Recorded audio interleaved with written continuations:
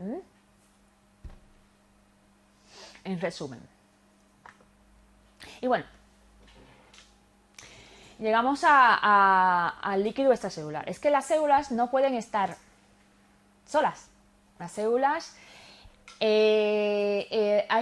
como yo dije anteriormente, tenían un citoplasma, ¿verdad? Ustedes vieron la anterior foto, no sé si se van a acordar, no sé si ahora viene algo mejor. No. La célula tiene un medio interno, que se llama el medio intracelular, ¿no? Intracelular es lo que tenemos dentro de la célula. Y la célula está llena de líquido también. En ese líquido están inmersos los organelos y es donde se realizan o se llevan a cabo las funciones de la célula, ¿verdad? Pero también hay un medio extracelular. Medio extracelular es lo que encontramos, todo lo que rodea la célula. Y en este medio extracelular también está lleno de líquidos. Hay líquido, el líquido extracelular. El líquido extracelular, bueno, ya veremos todo lo que contiene, pero contiene, ahora tenemos contiene grandes cantidades de iones. Eso sí es verdad, contiene grandes cantidades de iones. Vamos a compararlo luego con el líquido intracelular. Luego lo vamos a comparar. Contiene elementos nutritivos, claro. Por los líquidos extracelular, que ya veremos cómo se divide, vamos a recibir oxígeno, vamos a subir las grasas, aminoácidos, todo lo que ingerimos, que es una manera, está en el líquido extracelular, por supuesto de una forma más sencilla, no tal y como lo ingerimos. No vamos a encontrar los bloques de azúcar dentro de la sangre. Entonces, cuenta también con desechos del metabolismo, porque las células, cuando hacen sus funciones metabólicas y se degradan, entonces todos los desechos de las células se vierten hacia el medio extracelular, ¿verdad? Y continuamente se va mezclando por la circulación sanguínea, por difusión entre la sangre y los espacios tisulares. Bueno, vamos a ver esto un poquito mejor. Ay, chica.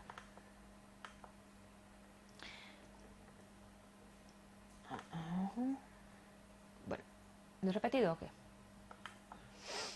Bueno, más o menos esto es lo mismo. La cantidad de líquido corporal. Tenemos líquido en nuestro cuerpo. Representa el 60% de nuestro cuerpo. La cantidad de líquidos que tenemos en nuestro organismo. El 60% en un hombre más o menos de 70 kilos es aproximadamente, porque se coge la media, de 70 kilos. Entonces, ese 60%, un 40%, y ahora vamos a ver mejor, más detallado, un 40% es el líquido que se encuentra dentro de las células, un 40%. Un 20% entonces sería el que está fuera de la célula, el líquido extracelular.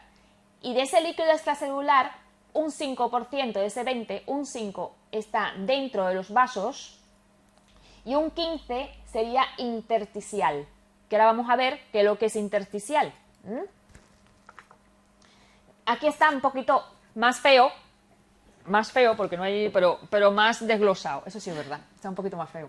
Pero bueno, ¿cómo se distribuye el agua en el cuerpo? Compartimentos de los líquidos corporales, Tenemos el que siempre hemos dicho, el que está dentro de la célula, es el líquido intracelular, con las sílabas L y C. Y está el líquido extracelular, que se divide. Son varios compartimentos, ¿vale? Entonces estaría el líquido intersticial, que este es el que se encuentra entre las células, pegadito a las células, donde se hace el intercambio íntimo de la célula. Este es el líquido intersticial. Está el líquido, bueno, el que constituye el plasma, lo que es la sangre. El sangre está compuesto por plasma, que es donde se encuentran también los glóbulos sanguíneos y otros elementos de la sangre. Entonces tenemos el plasma, es líquido también. Y tenemos la linfa, que también se encuentran por los conductos grandes que se encuentran en el cuerpo, los vasos.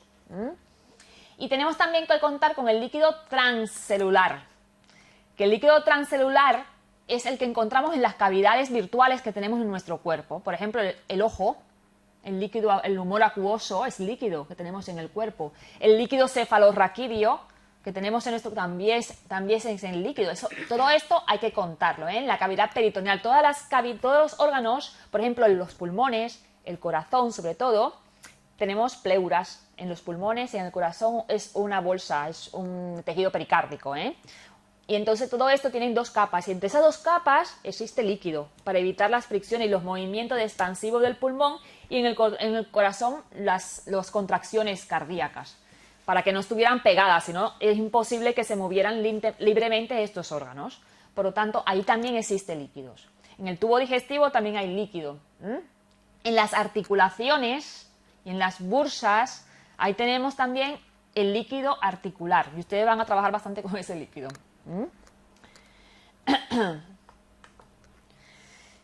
Y este es el líquido. Esto es más o menos una comparación entre el líquido extracelular y el líquido intracelular. Todas las células están formadas, ya sabemos, por una membrana citoplasmática que envuelve la célula. Esta membrana tiene como característica es que es una membrana permeable al agua, muy permeable al agua, pero a los solutos, a lo que son los solutos, no le gustan los solutos. Entonces a ella es un poquito más selectiva para estos. Entonces la mayor parte de los electrolitos del cuerpo no se empiezan a concentrar en mayor o menor grado dentro o fuera de la célula.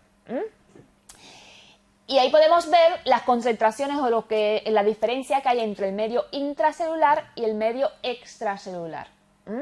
Y vemos que en el medio intracelular existe mucho potasio, ¿a que sí? Más que en el medio extracelular.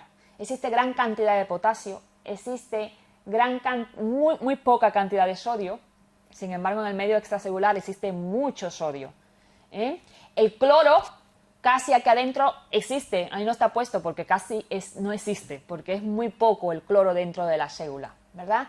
Sí tiene fosfatos, dentro de la célula sí hay fosfato, y en el medio extracelular no hay casi fosfato. Entonces, más o menos, son pequeñas diferencias que existen. Hay potasio, aquí falta el magnesio también dentro de la célula, es más rica en magnesio. El magnesio es un electrolito muy importante para la célula, para la contracción, para llevar a cabo las funciones. Cuando estamos muy cansados nosotros, nos hace falta a veces magnesio. Cuando estamos nosotros agotados, cansados, a veces nos vendría bien a ver porque puede ser que tenemos el magnesio bajo. Entonces habrá que inducir en la alimentación un poquito de sustancias que contengan magnesio. Eso es más o menos la diferenciación entre el medio extra y el medio intracelular. Eso lo tienen, ustedes van a tener un folleto donde van a tener, por supuesto, aquí no vamos a hacer ninguna evaluación de este tipo de clase, no va a haber ninguna evaluación, pero se le va a dar como si fuera unas preguntitas, pero le van a dar un folleto para contestar mirando el folleto. A ver, que van a estar el folleto, van a circular y no mucho más, ¿vale? Aquí un poquito más sintetizado. Las células, líquido intracelular dentro de la célula, líquido en el vaso intravascular, líquido intersticial, que es el que se encuentra entre las células, el líquido intersticial. Un espacio entre una célula y otra célula se llama espacio intercelular o intersticio, ¿vale? Entonces, lo que hemos dicho antes, está el líquido intracelular, el líquido extracelular, que está dividido en el líquido que se encuentra dentro de los vasos sanguíneos, y los otros, el líquido intersticial. Aquí, ¿cuál falta? El transcelular, que es el que se encuentra en las cavidades virtuales, que son las articulaciones, las pleuras, el ojo y todas las líquidos cefalorraquídeos. Eso es lo que nos falta aquí. Hablando de estos líquidos, que no vamos a dejar de hablar de líquido extracelular ni nada de eso, pero bueno, todas estas funciones, todas estas cosas, todo este engranaje de las células inmersas en el que es bañada por este líquido extracelular, todo esto está regulado. Nada puede estar en el organismo por estar. Entonces todo esto hay que regularlo. Entonces hay una cosa que se llama homeostasis. No sé si ustedes habrán oído hablar de eso. La hemostasis no es más que es la hemostasis. El equilibrio, bueno, los intervalos que hay que mantener los líquidos corporales para que estén en armonía o para que funcionen bien, básicamente. Claro. ¿Y tú, para ti, qué es la hemostasis? Es entre el líquido intracelular y extracelular, ¿verdad? El equilibrio entre sales y... Porque yo recuerdo. Sí, más o menos, ¿eh? ¿Ustedes tienen alguna...? No, vale, no pasa nada. A ver, la homeostasis es eso, es equilibrio. Eso es lo que hablas a favor de esto. Tenemos que tener un equilibrio interno, del medio interno. Es el equilibrio del medio interno. Esto es un resumito, más o menos. Todas las funciones tienen que estar reguladas. Todas las funciones celulares tienen que estar reguladas. Y de eso se encarga lo que se llama la homeostasis, que es la capacidad de mantener una condición interna estable. Una condición interna del organismo estable, como ustedes muy bien han dicho, una condición interna estable. Así se compensa, por ejemplo, todos los estímulos del medio ambiente, el organismo lo interpreta, lo regula y lo mantiene de una forma estable. Por ejemplo, si tengo frío, en nuestro interior las células captan esto. Y entonces, si tenemos frío, lo que hacemos es una serie de respuestas, una serie de situaciones dentro de nuestro organismo muy complejas, que aparentemente tú dices, tengo frío, me voy a abrigar, ¿verdad? Pero en nuestro organismo se llevan a cabo una serie de complejas reacciones químicas que interpreta que tenemos frío. Y todo eso es regulado, como dijimos anteriormente, por el sistema endocrino y por el sistema nervioso, que nos hace ciertas cosas en nuestro organismo. Por ejemplo, el vello se eriza. Eso es porque tenemos frío. Cuando tenemos frío, el vello se eriza. Tiritamos, porque los movimientos de las músculos, temblamos. ¿Por qué? Porque cuando contraemos los músculos rápidamente, que es el temblor, entonces eso hace que entremos en calor. Aunque no lo notemos nosotros conscientemente, no lo tengamos. Pero todo eso son respuestas internas que hace nuestro organismo para compensar un estímulo que en ese momento nos descompensó. Nuestra homeostasis en ese momento se está un poquito diciendo que es que el cuerpo no está bien, tiene frío, y que tener mucho frío puede llegar a tener problemas. Cuando uno está en un lugar muy frío y no te sacan del lugar frío o no tomas medidas contra ese frío, ¿qué pasa? Que la homeostasis se rompe, no se viene lo que es la congelación. Entonces puede morir el paciente, de la costumbre. La persona puede morir, ¿verdad? De congelación. Entonces, por eso se disparan un montón de mecanismos y que nos hacen buscar abrigo. Nos hace poner como un ovillo, buscar compañía del otro y abrazarse. Esto es mejor. Sí, entonces, o buscar taparnos, simplemente, ¿vale? Regulamos también el líquido en el organismo. Si se os da cuenta, cuando tenemos frío, ¿qué pasa con la orina? Muchas veces soltamos más orina de lo normal. Sudamos menos. Más o menos, medio interno y homeostasis, así. La homeostasis determina las condiciones adecuadas para que las células puedan vivir. Si yo hago que mis condiciones internas sean las mejores, adecuadas, mis células vivirán, ¿verdad? Entonces, es posible gracias a mecanismos reguladores que regulan, que es esto que estamos yo hablando ahora, el sistema nervioso, endocrino y otras cosas que vamos a ver posteriormente, que van compensando las variaciones externas que se producen. ¡Ay, frío! Tengo hambre, sed, tengo tensión alta. Hay muchas cosas que se disparan en nuestro organismo que regulan y mantienen el medio interno en un equilibrio constante. Ello ocurre por el funcionamiento de todos los órganos y, por supuesto, en una integración dependiente de los sistemas nerviosos y el sistema endocrino. Por supuesto, ese es el que rige todo. El medio interno, que está formado por los líquidos que rodean las células. Bueno, porque el medio interno hay que mencionarlos. Cuando hablo de homeostasis es imprescindible mencionar siempre el medio interno. Está formado por los líquidos que rodean las células. El líquido intersticial, el plasma, la linfa, lo que hemos dicho anteriormente. Y el transcelular. Contienen nutrientes, oxígenos que las células requieren para sus funciones. Pero ¿qué pasa? Que es importante saber lo del líquido extracelular, porque por el medio extracelular es que se van a transmitir todas las órdenes y todas las hormonas y todos los estímulos que vamos a captar para responder o regular nuestro medio interno. Pues ese es el líquido extracelular también, chicos. El medio interno y homeostasis. El líquido extracelular está en constante movimiento, eso sí es verdad, no está estático, es una cosa que está en constante movimiento en nuestro organismo, el líquido extracelular. ¿Por qué? Porque tenemos un sistema circulatorio. Un sistema circulatorio que hace que nuestro organismo esté en constante movimiento y moviendo el líquido de nuestro cuerpo constantemente. Que los nutrientes y los gases se mezclan por difusión en los líquidos intracelulares a través. Bueno, Esto, claro, existen dos etapas.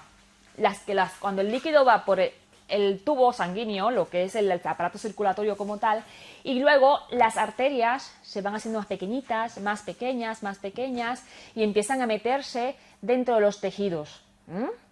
Salen una aorta grande, que es la aorta, lo que sale del corazón, que es un tubo así, de gordo, con un montón de sangre, ¿verdad? Y esa es la principal, y va llevando sangre a todos los órganos. Pero, ¿qué pasa? Que a los tejidos pequeños, por ejemplo, a la punta del dedo de mi garra del pie, habrá que llevar sangre también, porque ahí hay tejidos también, si no la uña se me muere. Bueno, la uña. El lecho unguial se me muere, ¿verdad? Entonces hay que meterse hasta allí. Bueno, por decir alguna cosa. Y hay que llevar también sangre hasta el ojo, por ejemplo. Entonces, estas arterias se van ramificando y se van haciendo cada vez más pequeñas, con un diámetro muy pequeñito, para poder meterse entre las células. Cuando se forman los capilares, entonces, que se meten en el interior de los tejidos, y esos son los que dejan, porque los vasos sanguíneos son muy permeables, esos sí son muy permeables, entonces dejan salir los nutrientes hacia el medio intercelular, que es donde las células absorben las sustancias nutritivas, por supuesto, y luego dejan salir la sustancia de desecho y es pasado entonces a lo que son también los capilares, pero son las vénulas, que son las que recogen los desechos y lo transportan de nuevo hacia la circulación general. Por lo tanto, hay dos etapas. La primera etapa es el paso dentro de los vasos sanguíneos en el cuerpo, en el transporte de los líquidos extracelulares. El paso de la sangre dentro de los vasos sanguíneos por todo el cuerpo. Y la etapa 2 es el movimiento de los líquidos entre los capilares sanguíneos y los espacios intercelulares o el intersticio, entre las células de los tejidos. Toda la sangre atraviesa... pues esto es como una... En un minuto llega a circular la sangre por todo el cuerpo. En estado basal, cuando ya, por ejemplo, hasta 6 veces por minuto cuando la persona está muy activa. Así que mira qué rápido se mueven los líquidos en el cuerpo. Y bueno, esta es la segunda etapa. Se crea un intercambio continuo del líquido extracelular entre la porción del plasma de la sangre y el líquido intersticial. No está el líquido extracelular directamente con las células, está en el intersticio. Deja allí en el intersticio las sustancias nutritivas y recoge del intersticio las sustancias de desecho que han echado las células. ¿Dónde se lo lleva? ¿Vale? Más o menos lo mismo. Las dos etapas famosas.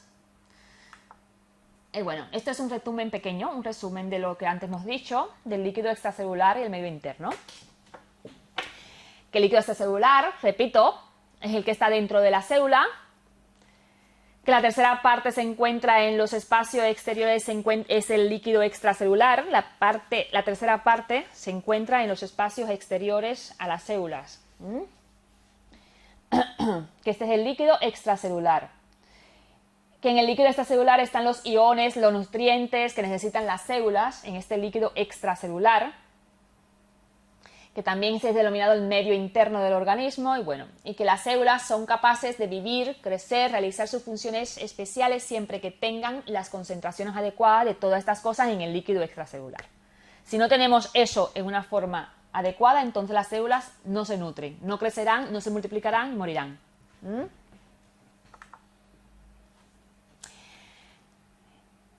¿Qué pasa si la homeostasis no se regulan bien las condiciones del medio interno?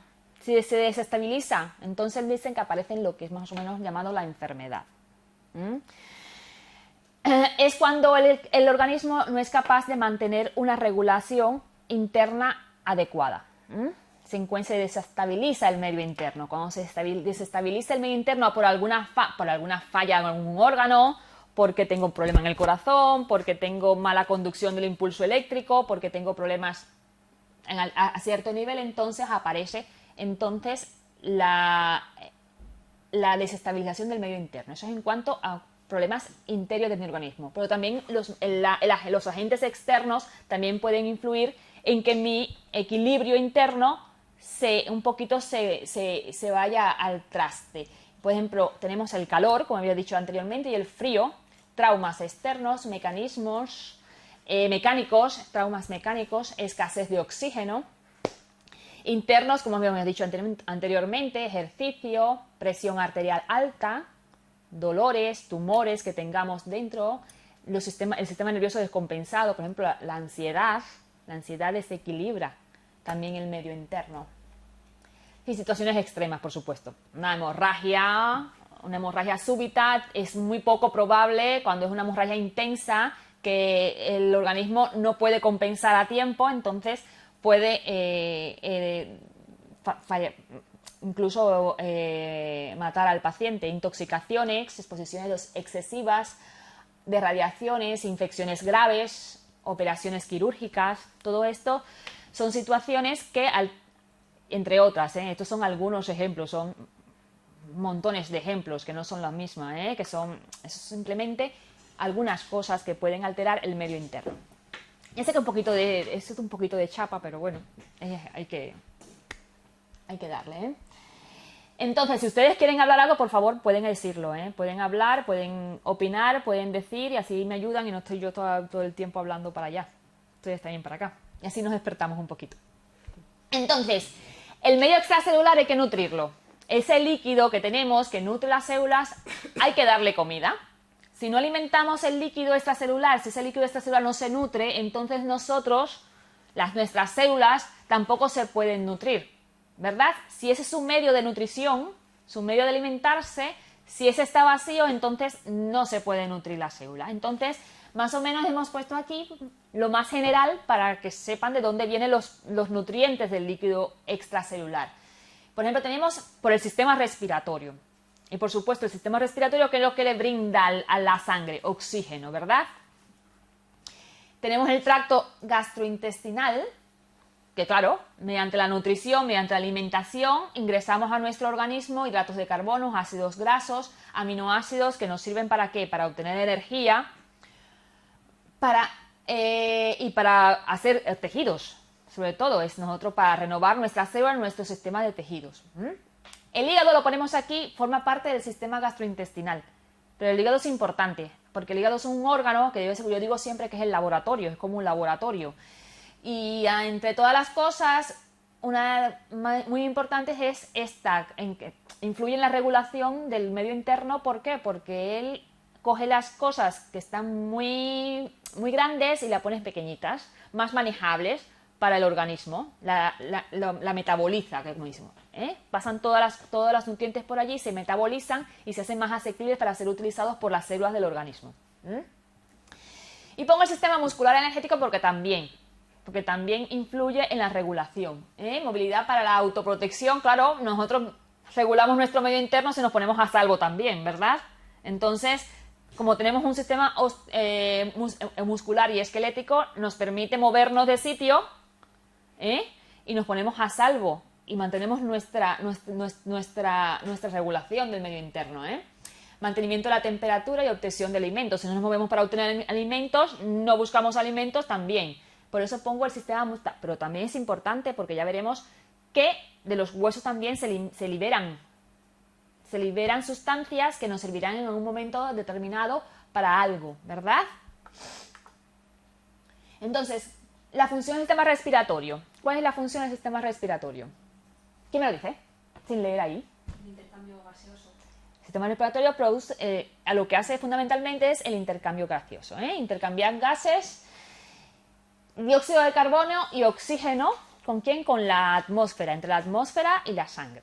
Ahora vamos a verlo con un esquemita pequeñito para verlo bien, las que no tienen mucha...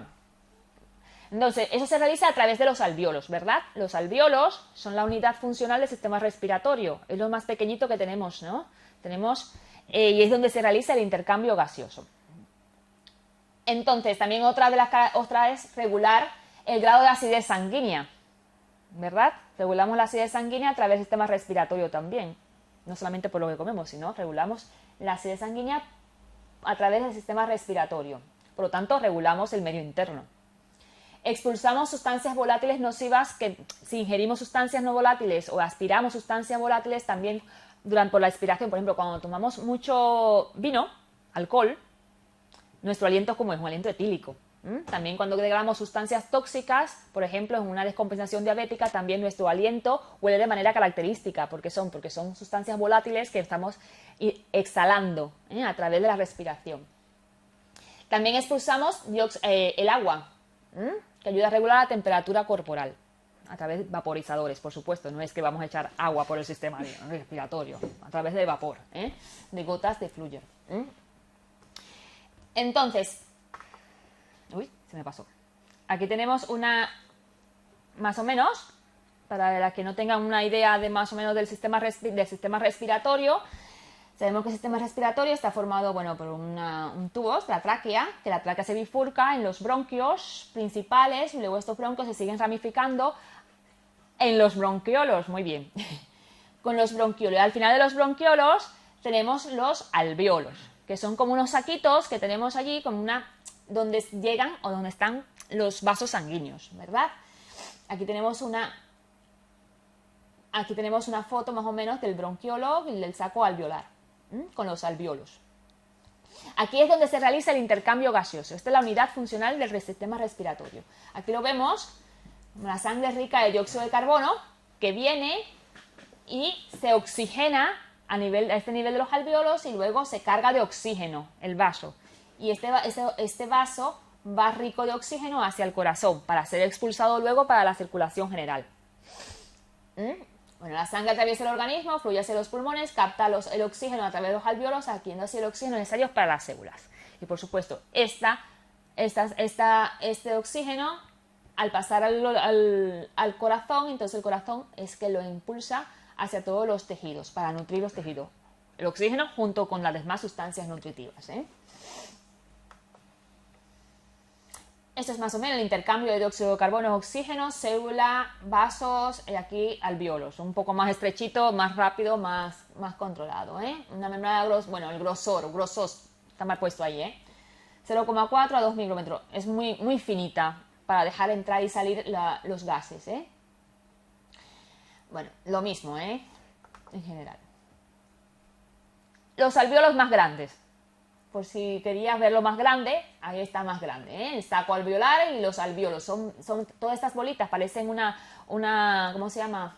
Una mora, para mí, con bolitas así, o un ramo de uvas, también pueden ser, que sí.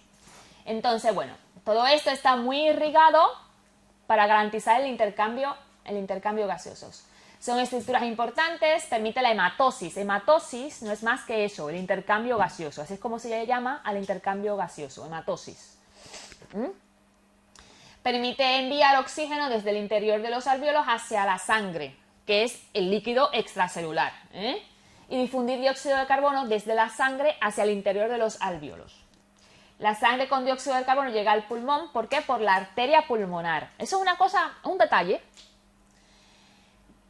La sangre oxigenada regresa por la vena pulmonar al corazón que la bombea a todo el cuerpo. Es un detalle ¿por qué? Porque si ustedes se fijan, esta es la única arteria del cuerpo que va cargada de dióxido de carbono.